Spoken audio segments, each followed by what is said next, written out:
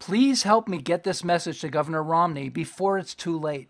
Even CNN was surprised that Romney's not way ahead against a president with such a poor economy and international problems.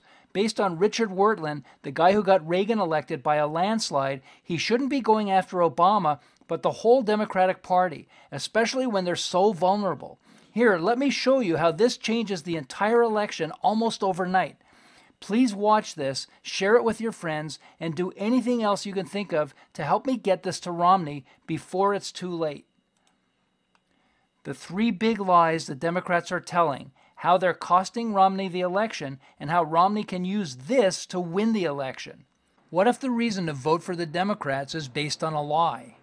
Obama says, "You can't blame me, I inherited this bad economy from Bush."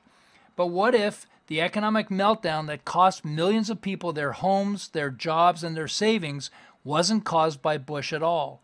What if it was caused by Clinton, and they're just saying it was Bush so you don't realize the terrible things they did? Then Obama says, "We're making real progress. I've created 4.5 million new jobs since I've taken office, so give me more time to finish the job I've started." But what if Obama's 4.5 million new jobs is also a lie, that he's actually lost jobs, more than 1 million of them, while he's been president? The Democrats wouldn't use a fake number to fool us about Obama's progress, would they? Well, CNN says yes. Obama's 4.5 million jobs number is fake, and they easily caught all the Democrats repeating this lie over and over again at the convention. And by the way, my definition of a lie is simple. If you try to deceive people into believing the opposite of what's true, that's a lie. So if statements like these aren't true, why would the American people believe them? Because Romney and the Republicans have never challenged these lies. Now here's what most people don't realize.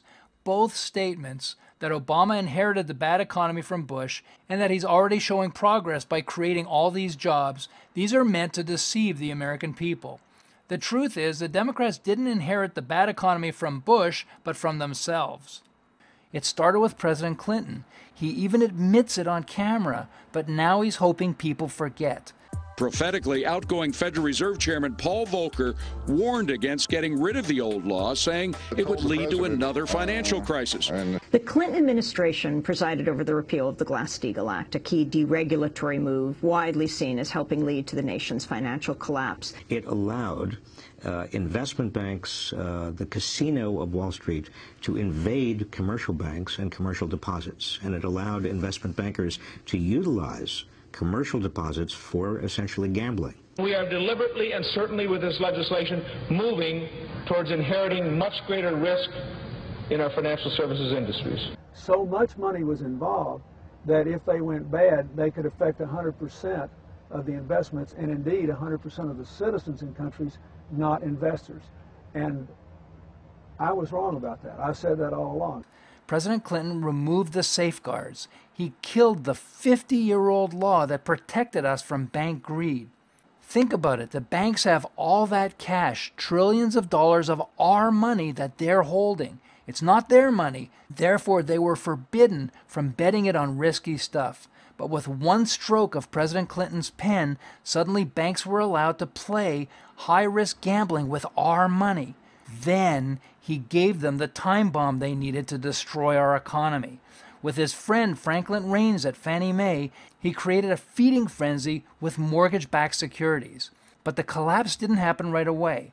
President Clinton and Franklin Raines set the charge and lit the fuse. All the while, millions of people thought they were getting rich from the Clinton boom-boom years, but it was fake. The boom-boom they were about to experience had nothing to do with the wealth they thought they were getting. And a few years later, when the banks finally realized it was all fake, that's when the collapse happened. But guess when it happened? 15 months after the Democrats seized control of the Senate and Congress. Suddenly, the Democrats controlled the purse strings of America. Now they could stop Bush from trying to protect us from Fannie Mae. Bush might not have been perfect, but he had nothing to do with our economy collapsing. It was all them, and they're blaming him as a bluff to take your eyes off what really happened.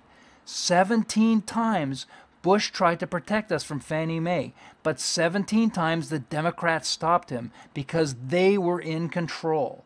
Then, 15 months after they took over our economy, it collapsed. Home values collapsed. Credit dried up. Companies went bust. People out of work. Our economy in ruins. So let me summarize how the Democrats ruined the U.S. economy. In 1999, President Clinton removed the banking law, allowing banks to suddenly become casinos with our money. In 1999, President Clinton changed the rules for Fannie Mae, giving banks the dynamite they needed to blow up our economy. In 2001, Bush gets elected and tries 17 times to stop the madness. In 2005, the Democrats control the Senate and the Congress, blocking all bank reform. In 2006, banks suddenly realized that they were loaded with toxic assets and they panicked. In 2007, the economy collapsed. The Democrats are still in charge, and not surprisingly, they can't seem to fix the economy they broke. And now President Obama wants 4 more years to, as he puts it, so I can finish the job. The Democrats even try to convince you it was Bush's wars that caused the collapse. But think about it for a second. If we're talking about what caused people to lose their homes, their jobs, and their life savings, Bush's wars were a trickle compared to Clinton's banking crisis.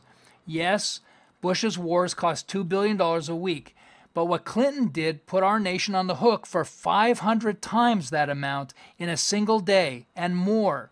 With Clinton's, banks were collapsing. Home values collapsed. Remember, Clinton's was a mortgage crisis. Credit dried up. Remember, banks were collapsing, so they weren't lending money. People were suddenly going bankrupt. Businesses were going bankrupt. People were losing their jobs. Then the cost of everything started going up.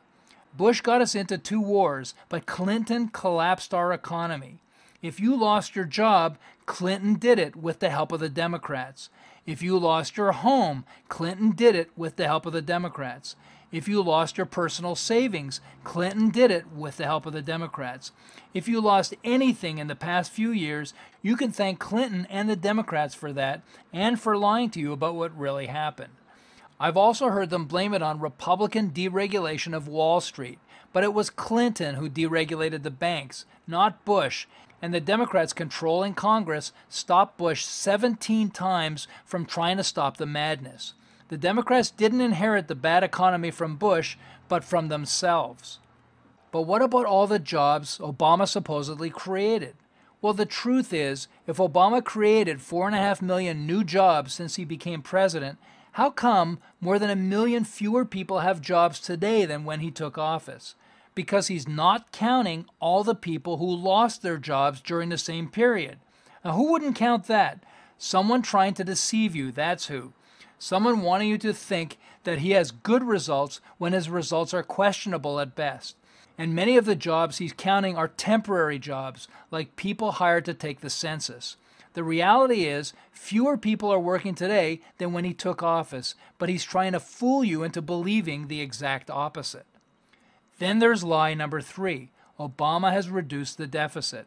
He even said it on 60 Minutes a few days ago, even though it's a bold-faced lie, not even a fib. He has reduced how fast it's growing, but the deficit itself has not been reduced. Our country continues to hurtle towards insolvency. Yet the Democrats have no problem lying because there's no one there to challenge them. They have your credit card and are spending as much of your money as fast as humanly possible before you realize it's your money they're spending, and they're barely slowing down. So here's the truth. The Democrats cannot fix the economy they broke. Now they're lying to you about the progress they've made. Is that really who you want running your country? People who cannot tell you the truth about who killed people's homes, jobs, and savings, or what they're doing to fix it? Why vote for Romney? A simple answer. Governor Romney is the turnaround guy they brought in to fix our country. He's not the best speaker, but we don't need another speaker. We've already had 2, Clinton and Obama, and they blew up our economy. What we need is someone with a track record of success who will lead us out of this mess and back to prosperity and greatness. So here's the track record you get to choose. People who broke our economy, then lied about what they did, or someone who spent his whole life fixing stuff other people broke. In this election, that's the choice you get to make. This is not about money. Please help. What else can we do to get this message to Romney? Please help us get this message to Governor Romney. I don't know what it's going to take. I've never done anything like this before. But with this message, we can win this election and throw the bums out who ruined our economy and our nation once and for all. It's up to you. Please help. If you can figure out how to get me 15 minutes with Governor Romney, or at least to get this message to him, please do whatever you can. This is not about the future of our kids. This is about us right now.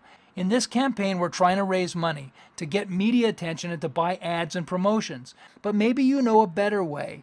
However you can help, please do anything you can to get this message to Governor Romney before it's too late. And get your friends to watch this video. That'll help it go viral. And maybe that will get the governor's attention. Thank you, and God bless America.